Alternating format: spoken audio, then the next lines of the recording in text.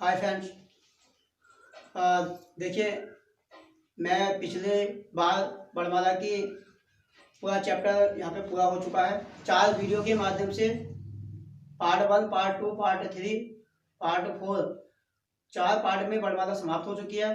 और मुझे यकीन है कि आप इस वीडियो को लगातार देखकर उसका पूरा फायदा ले रहे होंगे। जैसे मैंने कहा था, मैं एक चैप्टर के बाद नेक्स्ट चैप्टर शुरू होगा, ठीक वैसा ही आज व्याकरण, नेक्स्ट चैप्टर व्याकरण से संबंधित चैप्टर आपका यहाँ पे शुरू करने के लिए जा रहा हूँ। तो देखिए, सबसे पहले मैं व्याकरण के बारे में बता दूं, क्योंकि किसी भी सब्जेक्ट को समझने के लिए, पढ़ने के लिए उससे उसके व्याकरण का ज्ञान होना बहुत अति आवश्यक है। इसीलिए मैं सबसे पहले व्याकरण की बात करूं तो व्याकरण वह शास्त्र है। व्याकरण का शाब्दिक अर्थ व्याख्यात अर्थात विश्लेषण करने वाला शास्त्र, अर्थात व्याकरण वह शास्त्र है जिससे किसी भाषा को शुद्ध लिखना, उसे शुद्ध समझना और उसे शुद्ध पढ़ना आदि का ज्ञान होता है। देखिए, एक बार फिर, व्याकरण से किसी भी भाषा को शुद्ध समझने की विधि, शुद्ध लिखने की विधि और शुद्ध उच्चारण करने की विधि को बताने का काम करता है। अब देखिए, व्याकरण के अंतर्गत हमारी हिंदी में संज्ञा, सर्वनाम, विशेषण, क्रिया, लिंग, वचन, संधि, समास, वाक्य, उपवाक्य, पदबंध, उपसर्ग, प्रत्यय आदि बहुत सारे चैप्टर व्याकरण के अंतर्गत आते हैं। तो मैं इसी क्रम में सबसे पहले यहाँ आज का टॉपिक जो है व्याकरण का, वो संज्ञा है, नाउन है। आज हमारा यही चैप्टर आप जैसे स्क्रीन पे आप ध्यान देंगे। देखिए, ये वीडियो, इसके भी पार्ट 1, पार्ट 2, जहां तक है पार्ट 3 तक ये वीडियो चलेगी संज्ञा की। तो आज संज्ञा का पार्ट 1 आपके सामने है। देखिए, संज्ञा का शाब्दिक अर्थ है नाम, अर्थात संज्ञा से नाम का बोध होता है। किसी भी वस्तु, व्यक्ति, स्थान, भाव आदि के नाम को संज्ञा कहते हैं। जैसे कुर्सी, मेज, पुस्तक, दिल्ली, पटना, मुरादाबाद, ठाकुरद्वारा। और जैसे व्यक्तियों के नाम में रमेश, गीता, मोहन। और भाव जैसे बुढ़ापा, जवानी, मित्रता आदि, ये किसी न किसी का नाम है, इसलिए इनको संज्ञा कहा जाता है। अब देखिए, यहाँ पे हमें संज्ञा का जो है वर्गीकरण, डिवाइडेशन करना है। तो यहाँ हम संज्ञा को निम्न 2 आधारों पे बांटा जा सकता है। संज्ञा को निम्न 2 आधारों पे बांटा जा सकता है या 2 नजरिए से देखा जा सकता है। नंबर 1, उत्पत्ति अर्थात व्युत्पत्ति के आधार पर संज्ञा। नंबर 2, अर्थ के आधार पर संज्ञा। देखिए, किसी भी संज्ञा को लेके हम 2 तरीके से सवाल पूछ सकते हैं। मान लीजिए, मैंने कहा मोहन एक संज्ञा है, चूंकि नाम है। अब इस संज्ञा में उत्पत्ति के आधार पे अगर मैं पूछूं तो अलग तरीके से पूछा जाएगा, और अर्थ के आधार पे पूछूं तो अलग तरीके से। तो हमें सबसे पहले यहाँ पे उत्पत्ति के आधार पे संज्ञा के भेद हमें यहाँ पे पढ़ने हैं। तो देखिए, उत्पत्ति के आधार पे संज्ञा को निम्न 3 भागों में बांटा गया है या 3 प्रकार से बांटा गया है। नंबर 1, रूढ़ संज्ञा। नंबर 2, यौगिक संज्ञा। नंबर 3, योग रूढ़ संज्ञा। अब यहाँ पे हम बात करते हैं सबसे पहले रूढ़ संज्ञा। देखिए रूढ़ संज्ञा वे शब्द होते हैं जिनको दो सार्थक खंडों में ना बांटा जा सके या जिनके दो सार्थक खंड ना हो सके उन्हें हम रूढ़ संज्ञा कहते हैं। जैसे कान, मुंह, नाक, आंख, कागज, फूल, पानी आदि। बहुत सारे ऐसे शब्द होते हैं हजारों लाखों में जो अपने आप में एक ही शब्द से मिलकर बनते हैं, अर्थात उनमें दो शब्दों का या दो सार्थक खंडों का प्रयोग नहीं होता है। ऐसे शब्दों को उत्पत्ति के आधार पर रूढ़ संज्ञा के अंतर्गत रखते हैं। नंबर 2, यौगिक संज्ञाएं। देखिए यौगिक संज्ञा की परिभाषा जैसे उसके नाम में छिपा है यौगिक, योग अर्थात ऐसे वे शब्द संज्ञाएं जो दो या दो से अधिक सार्थक खंडों से मिलकर बने होते हैं या दो से अधिक सार्थक खंडों में विभक्त हो जाते हैं, उन्हें यौगिक संज्ञा कहते हैं। जैसे हिमालय, गौशाला, राजकन्या,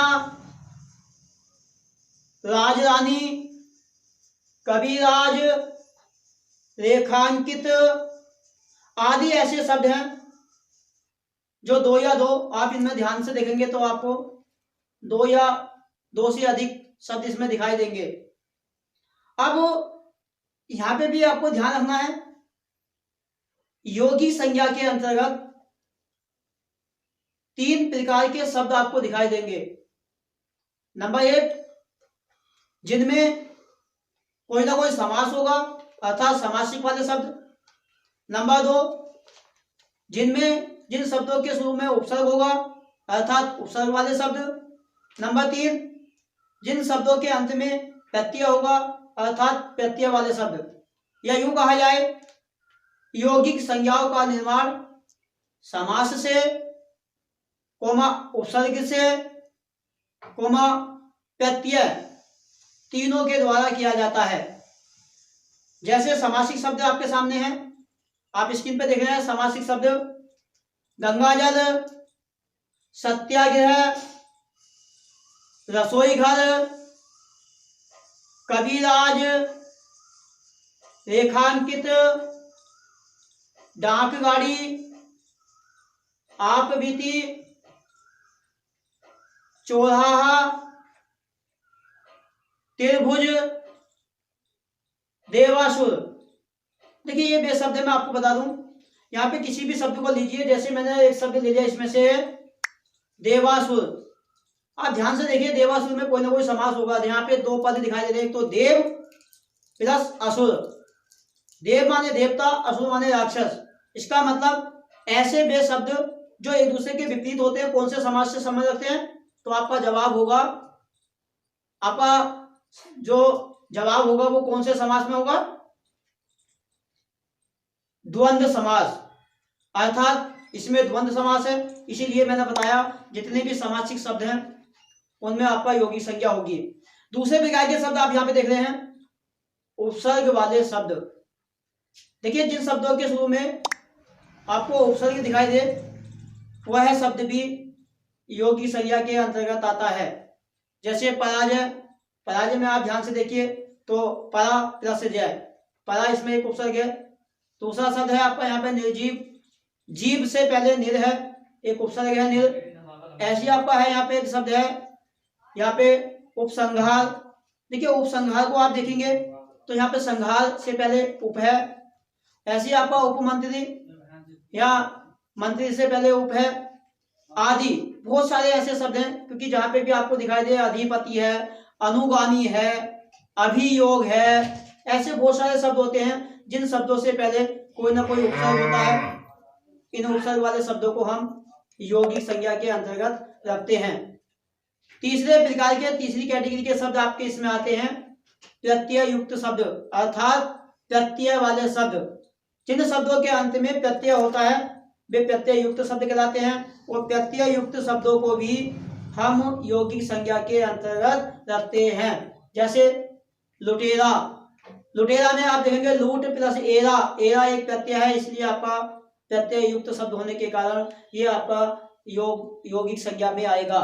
ऐसी है पिछाड़ी, पिछाड़ी में आड़ी आपका प्रत्यय है। ऐसी आपका है झगड़ालू, झगड़ालू में आपका प्रत्यय जो है वो आलू है। ऐसी आपका एक शब्द है दयालु, दयालु शब्द आपका एक प्रत्यय आलू आ गया। ऐसी ईमानदार, ईमानदार में आपका एक प्रत्यय दाल आ गया। ऐसी दुकानदार, बहुत सारे शब्द हमारे जिन शब्दों के लास्ट में प्रत्यय होता है उन्हें हम प्रत्यय युक्त शब्दों को यौगिक शब्दों में रखते हैं, अंतर्गत रखते हैं। इसी क्रम में योग रूढ़ संज्ञा, नंबर 1 रूढ़ संज्ञा हो गई, नंबर 2 यौगिक संज्ञा, और नंबर 3 है योग रूढ़ संज्ञाएं।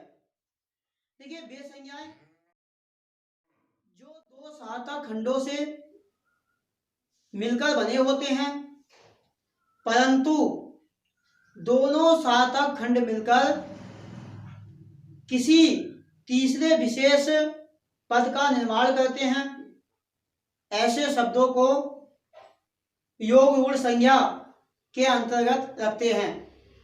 देखिए मैं यहाँ पे फिर भी एक बात कहूँगा, जब आप समाज का टॉपिक पढ़ेंगे तो समाज के टॉपिक में एक मेन आपका बहुविधि समास आपने उसमें जानेंगे कि ऐसे शब्दों को, अर्थात वे शब्द जो दो सार्थक खंडों से मिलकर बनते हैं परंतु किसी तीसरे विशेष पद की ओर निर्माण करते हैं या पद की ओर इशारा करते हैं, ऐसे बहुविधि समास में रखा जाता है। जैसे गजानन, पीतांबर, क्योंकि यहाँ पे देखिए गजानन, गज प्लस आनंद दो पद हैं, अर्थात गजानन दोनों पद मिलकर गणेश की ओर इशारा करता है। पीतांबर, पीत पीला, अंबर वस्त्र, पीले हैं वस्त्र जिसके अर्थात श्री कृष्ण के लिए आता है। ऐसी मोदक प्रिय, मोदक लड्डू प्रिय प्यारे, लड्डुओं के प्यारे अर्थात लड्डुओं के प्रिय अर्थात। तो देखिए मैं आज का यही कहूंगा कि आज हमारा संज्ञा का टॉपिक केवल मात्र उत्पत्ति के आधार पर संज्ञा को समझाना था। नेक्स्ट कल की वीडियो में आप पढ़ेंगे अर्थ के आधार पर संज्ञा, अर्थ के आधार पर संज्ञा पढ़नी है हमें। लेकिन मैं आपसे फिर एक बार कहूंगा कि मैं यहाँ कंटिन्यूस लगातार मेहनत कर रहा हूँ ताकि मेरी हर चैप्टर की एक वीडियो आपके पास पहुंच सके, लेकिन आपको भी कम से कम इतना तो आपका फर्ज बनता है कि आप उस वीडियो को डेली देखें, रोज देखें। देखिए बहुत सारे स्टूडेंट मेरे ऐसे थे या ऐसे हैं जो मुझे फोन पे कहते थे सर आप भी कुछ कीजिए ताकि आपकी वीडियो हमारे तक पहुंच जाए। मुझे भी लग रहा था लॉकडाउन खुल जाएगा, जल्दी क्लासेस सेंटर चालू हो जाएंगे, लेकिन आज स्थिति को देखते हुए संभव नहीं है कोचिंग खुलना। लेकिन ये भी पक्का है कि इस लॉकडाउन के अंतर्गत बहुत सारे स्टूडेंट नाकारा हो जाएंगे, लापरवाही करेंगे ये सोच के कि लॉकडाउन खुलेगा जब हम पढ़ाई करेंगे। तो दोस्तों मैं अपने स्टूडेंटों से ये मैसेज देना चाहूँगा कि आप लोगों को, जो मेहनत करने वाले स्टूडेंट हैं, वो अपनी इसी स्थिति में रहते हुए अपने पढ़ाई के माहौल को खुद बनाना है। पढ़ाई के माहौल को बनाते हुए आपको डेली बेज अपनी तैयारी करनी है। आप जीके को रोज पढ़िए, हिंदी को डेली पढ़िए, मैथ को डेली पढ़िए, आप अपनी तैयारी करिए, क्योंकि लॉकडाउन हटते ही ये तो पक्का है कि दुनिया फिर से चलेगी। वैकेंसी भी आ रही है, लेखपाल की वैकेंसी का विज्ञापन सबसे पहले आएगा। कहीं ऐसा ना हो कि आप बस केवल सोचते रह जाए और कुछ लोग जो है अपना इस स्थिति में दिन रात मेहनत करके अपनी कामयाबी हासिल कर लें, फिर पछताने के अलावा कुछ नहीं होगा। इसलिए मैं आपसे यही कहूँगा कि आप अपने पढ़ाई का माहौल बनाइए और मेरी वीडियो कंटिन्यूस रोजाना वीडियो मिलेंगी। Thank you.